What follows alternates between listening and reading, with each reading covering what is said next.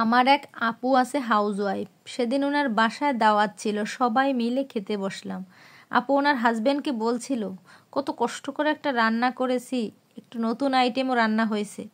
বলতে বলতে খাবারটা হাজব্যান্ডের প্লেটে দিল। হাজব্যান্ড চুপচাপ শুনেই গেল। পরে আপু একটু কষ্ট পেল, খাবারটা কেমন হয়েছে তাও বলল না। এত কষ্ট করলাম, অ্যাপ্রিসিয়েট করলে কি হয়? এই কথাটা শুনে আমার লিটারালি কান্না পাচ্ছিল।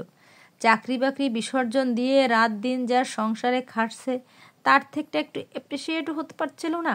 বেশ কবছর আগে এক আঙ্কেলকে বলতে শুনেছিলাম, ওনার স্ত্রী নাকি মোটা, নিজেকে মেনটেনই করতে পারে না। অথচ আমার চোখে তখন ভাসছিল আন্টি কিভাবে রাত দিন এক করে ওনাদের ছেলে মেয়েকে মানুষ করছে, ঘর মুছছে, হাঁটু ব্যথা নিয়ে ঘরের ফ্লোর পরিষ্কার করছে। এত কিছুর পরেও গ্রেটফুল না থেকে আঙ্কেল তার ফিগার নিয়ে চিন্তা করছে। কিছুদিন আগে রিলিজ হওয়া একটা মুভিতে দেখেছিলাম, নায়িকা নায়ককে বলছে, আমাকে একটু কঠিনভাবে আদর করতে পারো না? তখন নায়কটা বলল, তোমার গা থেকে গন্ধ আসছে, তোমার শরীর থেকেও রান্নাঘরের গন্ধ আসছে, আদর করতে মন চাইবে কিভাবে? ফেসবুকে একজনের একটা কমেন্ট দেখলাম, ইফতারির পর ওয়াইফের শরীর থেকে রান্নাঘরের গন্ধ আসে। এক ডাক্তার আপুকে চিনি, যে বাচ্চা কাচ্চার সংসার সামলিয়ে পড়ার সুযোগ না পেয়ে পরীক্ষায় পাশ করতে পারেনি বলে তার স্বামী তাকে বলেছিল, তোমার তো ব্রেনই নাই, পাশ করবা কিভাবে? অথচ আপুটা ডাক্তার। মেয়েরা আসলে বোকা, নিজের কেয়ার, নিজের কেরিয়ার সবটা স্যাক্রিফাইস করে সংসার করে। স্বামী বাচ্চা কাচ্চার পিছনে জীবন উজাড় করে দেয়, রান্নাঘরে জলে পুড়ে স্বামীর পেট পূজার আয়োজন করে। তখন স্বামী শোনায়, তোমার শরীরে তো রান্নাঘরের গন্ধ।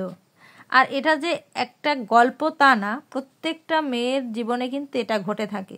কোনো মেয়ে যদি পড়াশোনা শিখে অনেক দূর এগিয়ে যায়, তারপরও কিন্তু তার মূল্যায়নটা সে পাবে না। কিন্তু যদি সে তার নিজের জীবন এস্টাবলিশড হতে পারে, নিজে যদি প্রতিষ্ঠিত হতে পারে, তাহলেই কিন্তু তার মূল্যটা সমাজ দেবে, স্বামী দেবে, সন্তানরা দেবে।